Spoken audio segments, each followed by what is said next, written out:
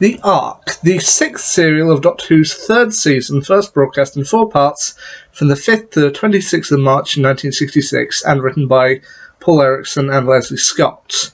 Also, currently with the story, the Massacre of St. Bartholomew's Eve, currently missing from the archives, this actually remains the earliest appearance, on record at least, of Dodo Chaplet, played by Jackie Lane.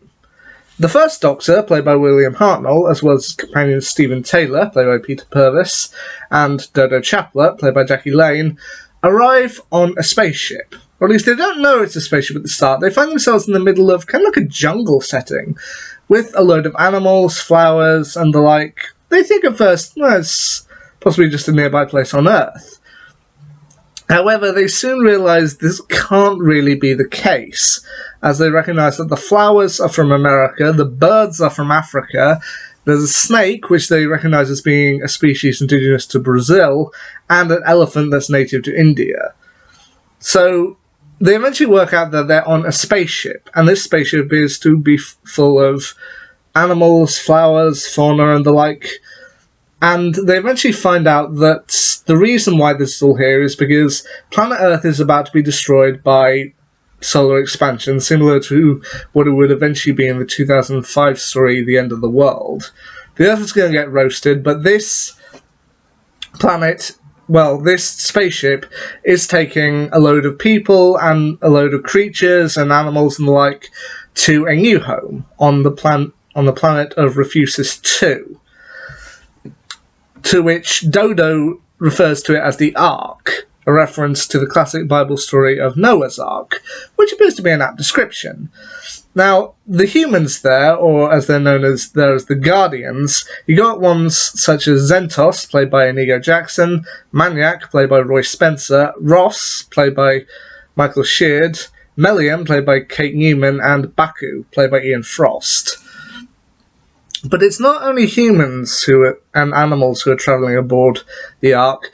There is also a mysterious set of creatures known as the Monoids. Now, the Monoids, they actually prove integral to this story. But this is a story, although it's 4 episodes long, is a story actually best told in 2 parts. In the first 2 parts, the other creatures, as I said, the Monoids, they're played mainly by, or at least the body doubles are played by Edmund Coulter, Frank George, Ralph Currigan, and John Caesar. Now, throughout the first 2 episodes of the Ark, the Monoids are completely silent, and they appear to mainly be subservient to the humans. So while they join the Ark in order to be saved as well, they've very much fallen into the role of servants, which is kind of unfortunate. But the main conflict throughout the first 2 episodes of this particular story is that when they arrive, Dodo is also suffering from a cold. And in doing so, she ends up giving the cold to other members of the crew, including the Guardians and the Monoids, to which the Guardians insist that the Doctor, Stephen, and Dodo be put on trial because far in the future, they have no kind of cure, they have no immunity against the common cold. So some of them start dying off. So it's up to the Doctor to try and find a cure, to which I feel like this has almost become sci-fi cliche at this point. I mean, I have a feeling there must be something like a classic book somewhere where, say, I just feel like the idea of something that's fairly common but we can withstand in the 21st century, if you took it to something like the 26th century, they'd have no immunity against it. It'll wipe out people. I gotta feel like there's gotta be some kind of... That's gotta come from some classical book somewhere. But if you know it, leave it down below and I'll finally get an answer to that. But as I said, it's a story mainly told in 2 parts. Now, the first kind of half of the story involves kind of the Doctor and Dodo trying to find a cure for the common cold in order to treat the Guardians and the Monoids and ultimately get out of there alive. The second half of the story, though, that's where things also get interesting, because it's also said in the first part that in the journey to Refusis 2 is going to take a very long time. It's going to take 700 years to get from Earth to their new home on Refusis 2. And most of the Guardians have mostly accepted this, like, okay, we won't see this new planet, and possibly our children won't, but our children's children, they might have the chance of seeing this this new world. However, after leaving at the end of part 2, the Doctor, Steven, and Dodo end up on the same ship 700 years later. And they knew that before they left, the humans were building a statue. Okay, they would build over time in the old ways, and eventually, 700 years later, it would be done by the time they got to Refusis. Well, they finally see the statue, and the statue that was originally going to be a human is now a monoid.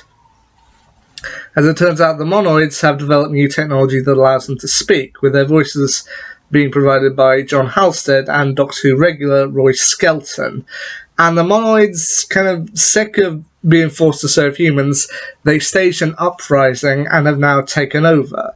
They believe that they should just be the solo ones who get to enjoy Refusis too, and the remaining Guardians, like Maharis, played by Terence Woodfield, Dasek, played by Brian Wright, Vanessa, played by Eileen Helsby, and Yendam, played by Terence Baylor, they kind of see them as riffraff.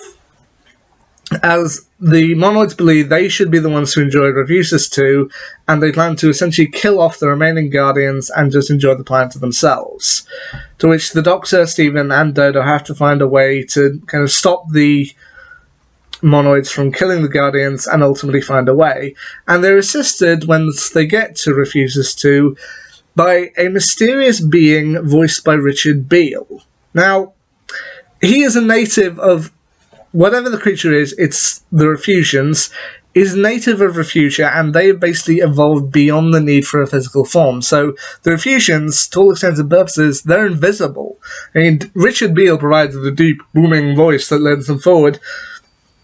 But at the same time, he acknowledges that, yes, his species did evolve beyond the need for a physical form, but physical forms are going to be needed on this planet in order to kind of maintain it.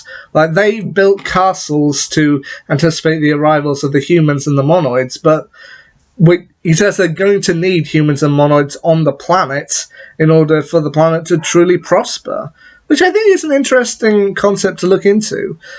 I do also like the kind of big ending that they have when it comes down to the final end of the story, which is that there are some monoids who kind of do believe in... They're all given numbers, and the kind of leader of them says that the monoids should be the ones to survive, the humans should be the ones to die, but then by the end of the story, when he and all the kind of rebels are kind of killed off, the Refusians say to both the Guardians and the monoids that they are quite happy to let them live on the planet, but they must live in peace. Like, they won't allow war, and that the Refusians could easily destroy them if they decide to go to a war. So it's kind of mutually assured peace. At opposite of mutually assured destruction, both sides have to behave themselves in order to live on, which is an interesting concept to think about. Overall, I think the arc is a decent story. I mean, I had a choice of ones where I was picking up my latest ones here, including Destiny of the Daleks or Colony in Space, but this was ultimately the one I decided to go with. And I think it is a good story. I think it's one of the lesser-known gems. So have a look for yourself, look for the arc, and make a decision for yourself. Now, the cliffhanger to this particular story does lead into a story that is now sadly missing, that being the Celestial Toymaker. Once the Doctor, Dodo, and Steven are back aboard the TARDIS, Dodo is choosing her new outfit, when suddenly the Doctor disappears. He's becoming invisible.